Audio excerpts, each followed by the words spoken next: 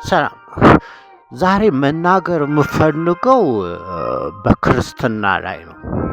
እንግዲህ ሁላችንም እንደምናውቀው ክርስትና ከኒቂያ ጉባኤ በኋላ መሰረቱን ውሸት ላይ አድርጎታል። ውሸት የመጽሐፍ ቅዱስ የማያውቀው ስላሴ የሚባል አጋንንታዊ ትምህርት ስላሴ የሚባል አጋንንታዊ ትምህርት ወደ ቤተ ክርስቲያን በማስገባት ክርስትና በቶሎ እንዲጠፋ ትልቅ ሴራ ተሰርቷል።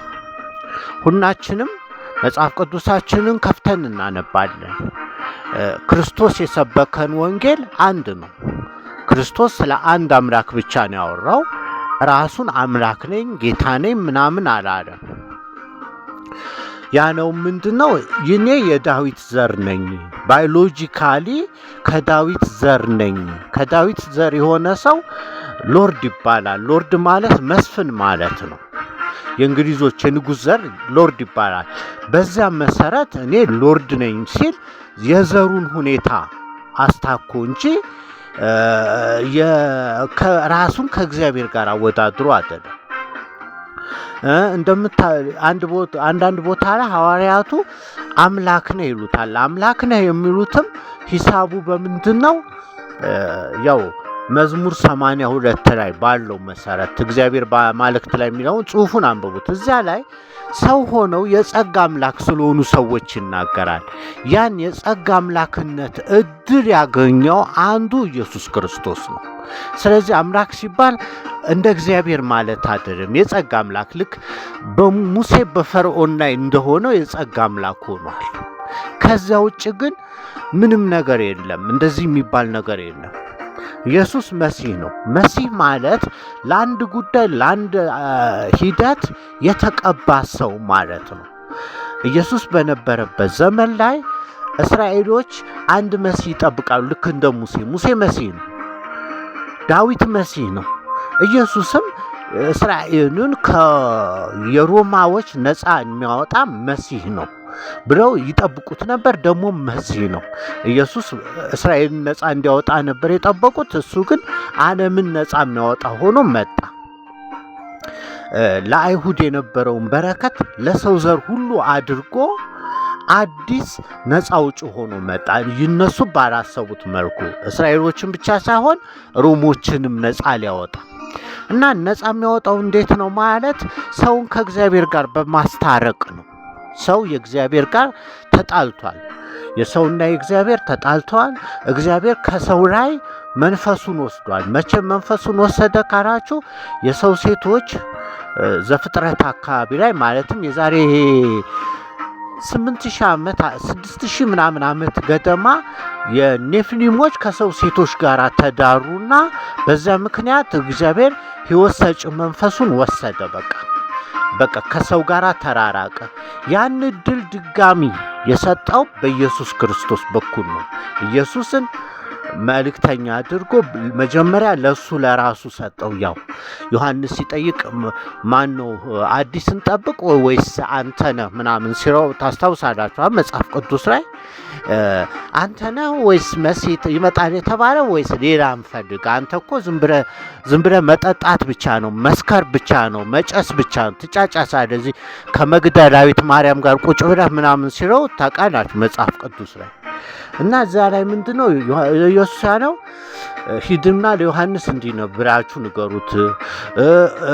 ቆማጦች ትዊስት ይደንሳሉ፣ እውሮች ምናምን መጣቀስ ጀምረዋል ምናምን ብሎ ነገረው። በቃ ከዛ በኋላ ዮሐንስ ምን አወቀ መሰላችሁ? ኢየሱስ እንደዛ ሲለው የእግዚአብሔር መንፈስ ድጋሚ ተመልሶ እንደመጣ ያ ሕይወት ሰጪ የነበረው መንፈስ ሄዶ የነበረው መንፈስ ዘፍጥረት ምዕራፍ 6 ላይ እግዚአብሔር በቃ ሴቶች ከኔፍሊም ከነዚህ ከመላእካ ቤኔሃ ኤሎሂም ከሚባሉት ጋር ከተናጩ በኋላ የሰው ሴቶች አኩርፎ መንፈሱን ወስዶ ነበር። በኋላ መልሶ እንደሰጠ ዮሐንስ ተረዳ።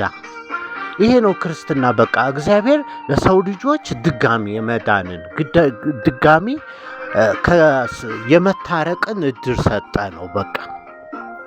ሌላ ክርስትና የለም። ኢየሱስ አድናለሁ ብሎ ወንጌል ሰብኮ አያውቅም። ምን ያድናለሁ የለም። ኢየሱስ ያድናል የሚል ወንጌል የለም። በቃ ምንድነው ኢየሱስ እኔ መንገድ ነኝ ትምህርት ነኝ ነው። ሌላ አዲስ ነገር የለም። የኔ አኗኗር ነገር ተመልከቱና ልክ እንደኔ ከኖራችሁ የእግዚአብሔር ይወዳችኋል። ታዲያ ኢየሱስ እንዴት ነው የኖረው? ይጠጣ ነበር፣ ግጥም አድርጎ ይጠጣል።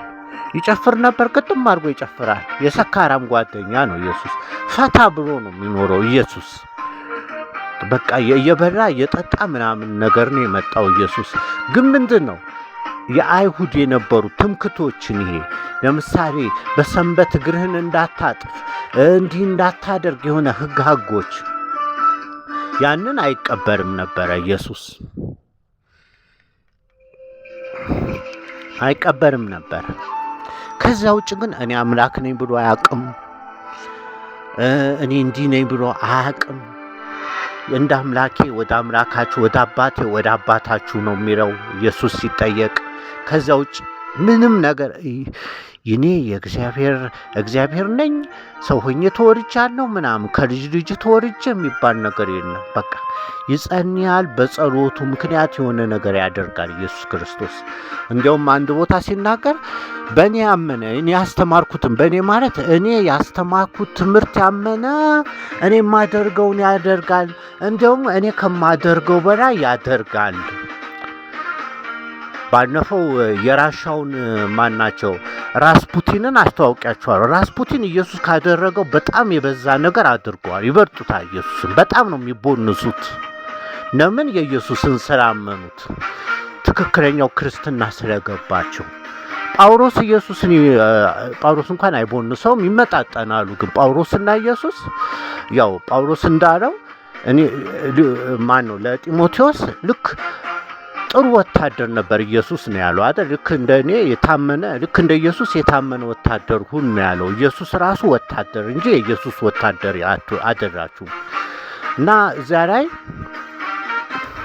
ጳውሎስ ምንድነው ያስተማረው?